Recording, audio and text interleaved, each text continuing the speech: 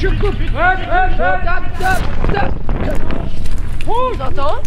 Allô? Allô?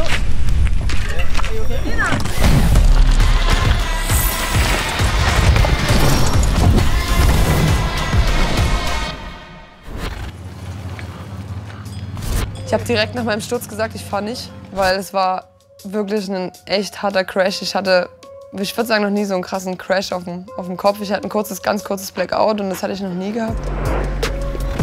Wir haben natürlich, nachdem sie bei der Physio war, dann schon zusammen ein intensives Gespräch geführt, ob jetzt das Sinn macht oder nicht. Wir waren uns beide halt unsicher, aber haben dann gesagt, okay, wir gehen jetzt hoch zum Warm-up. Ich wollte unbedingt oben das Warm-up machen, weil ich irgendwie das Feeling brauchte. Er hatte noch die Idee, unten sich aufzuwärmen halt, aber ich wollte unbedingt hoch. Hab dann irgendwie Kopfhörer aufgesetzt und gute Musik drauf gemacht und war so richtig in der Stimme, okay, I got this. Ich mach's jetzt einfach halt. Nina ist Rennfahrerin, die will Rennen fahren. Das ist das, womit sie sich auch belohnt bei der täglichen Arbeit im Training. Dieses Gefühl am Start, im Ziel, das Ganze mitzuerleben. Und das war sicherlich auch ein Grund zu sagen, ich versuche es.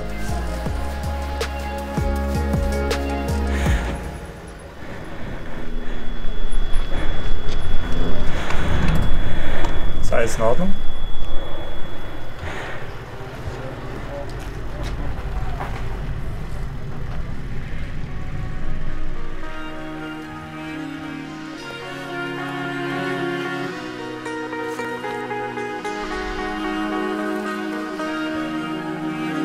Ja, wir haben den ganzen Tag Sonnenbrillen auf, deswegen sieht man das nicht so. Ich bin eigentlich der Erste, der heult und der am längsten heult. Ich bin dann irgendwie auf der Rolle beim Warmfahren die Strecke noch mal im Kopf durchgegangen und habe so realisiert, was ich halt gleich machen muss. Und habe dann gedacht, Mädel, du bist heute früh keine einzige volle Trainingsabfahrt gefahren. Du hast irgendwie 10% der Strecke heute früh gesehen, dann hat es dich hingelegt und ich war einfach im Kopf nicht bereit dafür. Dann kamen mir halt einfach die Tränen und dachte, das ist zu viel. Man macht sich ja auch nicht in erster Linie immer nur eine Platte darüber, ist das jetzt sinnvoll für mich, sondern da hängt ja ganz viel dran. Ne? Da kommt der Papa, da kommt der Sponsor, da kommen viele Fans und das fällt auf einmal alles dann zusammen. Und diese Verantwortung auch den anderen gegenüber, das überwiegt sogar am Anfang mehr als das eigene Leid. Ja, wir sind dann runtergefahren und ich wollte schon irgendwie zugucken, weil das interessiert dann natürlich doch. Es wurmt dann natürlich schon irgendwie mega. Man könnte hier jetzt auch fahren und über die Sprünge fliegen und die Lines unten pushen und so. Und wenn man dann auch sieht, wie knapp die Zeiten beieinander waren, es war jetzt keine mega schnell gewesen und ist übelst herausgestochen oder so.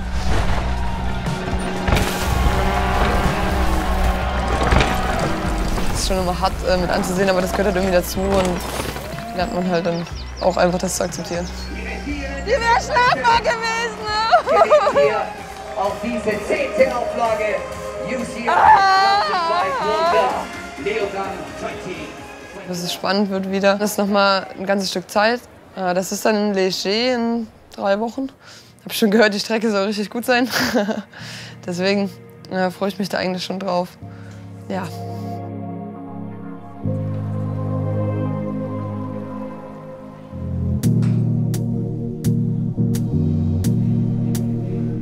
Ja, der große Vorteil ist, dass sie halt eine Leistungssportlerin war.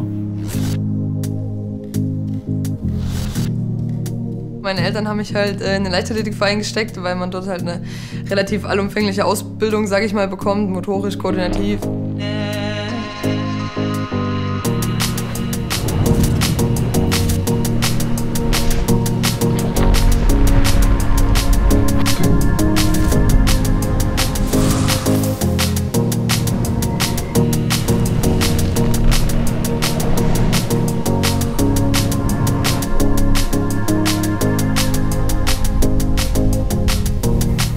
Spezialisierung Speerwurf kam ja auch erst ein bisschen später. Ich glaube, beim Speerwerfen ist einfach so diese Kombination aus Kraft, aber auch Präzision und das eben auf einen Punkt zu bringen, diese Perfektion auch. Das hat mich einfach so fasziniert. Also Olympia war auf jeden Fall ein Traum. Ich habe die olympischen Ringe über mein Bett gemalt, mal irgendwann. Also regional war ich schon irgendwie ganz gut dabei. Wenn es über Thüringen hinausging, da war dann auf jeden Fall die Konkurrenz schon größer. Da war ich dann jetzt nicht mehr so richtig gut. Da wollte ich aber natürlich immer hin, eigentlich deutschlandweit irgendwie so Beste werden. Habe Hat leider nicht ganz geklappt. Beim Krafttraining in der Trainingsgruppe, das große Flaggschiff, sage ich immer, Thomas Röller, der Olympiasieger im Speerwurf. Katharina ist seit neuestem jetzt immer mit dabei, eigentlich Bobfahrerin, aber studiert halt hier und kann deswegen mittrainieren, was echt cool ist, auch mal ein Mädel in der Gruppe zu haben. Eigentlich ist es eine Trainingsgruppe für ausgesprochene Werfer. Wir haben uns spezialisiert auf den Speerwurf. Nina ist eine der ersten mit gewesen in der Trainingsgruppe. Komm, sieh richtig, komm! Schlag! Viele von uns sind auf dem Weg zur Weltspitze oder sind Weltspitze und da musst du einfach wirklich besser sein als andere und da hilft es, Leute wie Nina dabei zu haben, die einfach auch Limits auslotet, kreativ ist, ein Stück weit einen spannenden, dennoch gesunden Umgang mit Risiko hat. Das muss man auch einfach mal sagen, das bringt ihre Sportart mit sich, das bringt sie mit ins Training mit, das ist auch cool. Geh nochmal drauf, ich gebe dir dann das Gewicht, das sieht cool aus. Aber der Versuch ist gut. Katharina fängt mich, wenn ich runterfall. Ja! Nina ist ein super großes Vorbild für mich tatsächlich. Ich kenne Nina eigentlich schon ziemlich lange. Ich glaube, Nina kann sich daran gar nicht so erinnern. Ich weiß nicht, in der U16 war ich mal bei Coach in der Turnhalle zum Training. Und da habe ich das erste Mal Nina gesehen, wie sie dort im Handstand rumläuft. Und da dachte ich mir, boah, cool, ey. Diese ganzen Übungen, die wir hier machen, erfordern mega viel Rumpfstabilität. Das brauchst du immer auf dem Bike halt. Ich versuche die ein oder andere Übung dann auch irgendwie bikespezifisch anzupassen. Greife bei den Hantelstangen eben lenkerbreit und so eine Sachen, um das dann eben aufs Bike übertragen zu können.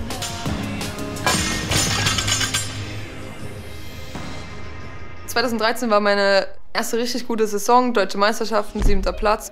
Und dann wollte ich halt es richtig wissen und angreifen und habe viel trainiert, halt 2-mal am Tag und mehr geworfen. Dann kamen die Probleme. Das heißt, ja, Szene entzündet und da hat dann halt ein Wurf gereicht und dann war ich 3 Wochen wieder raus und musste halt abwarten, bis sich das wieder bessert.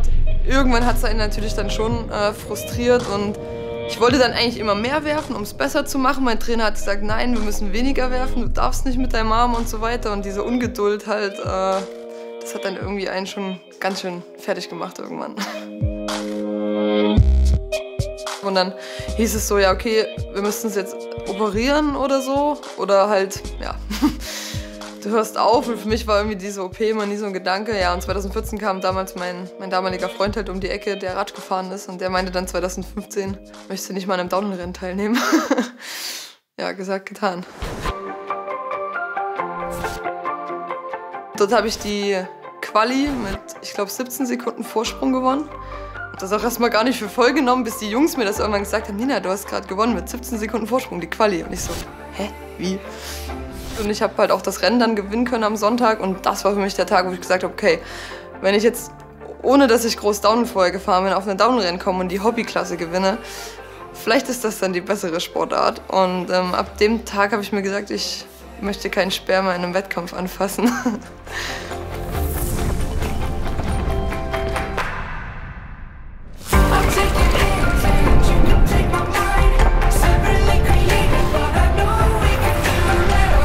Da auch sehr gut mit der Entscheidung gefühlt, weil es war einfach viel mehr Leidenschaft hinter dem ganzen Fahrradfahren dabei.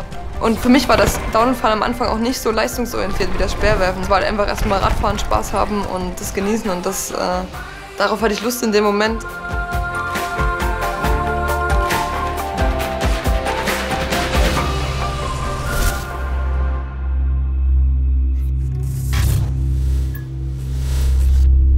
Also normalerweise komme ich auf einen Weltcup und die Diskussion über eine Chickenline gibt es eigentlich gar nicht. Also es wird halt alles gesprungen. Das war bisher immer so. Ich bin noch keinen Sprung bei einem Weltcup umfahren. Irgendwie war der Sprung halt ein bisschen anders.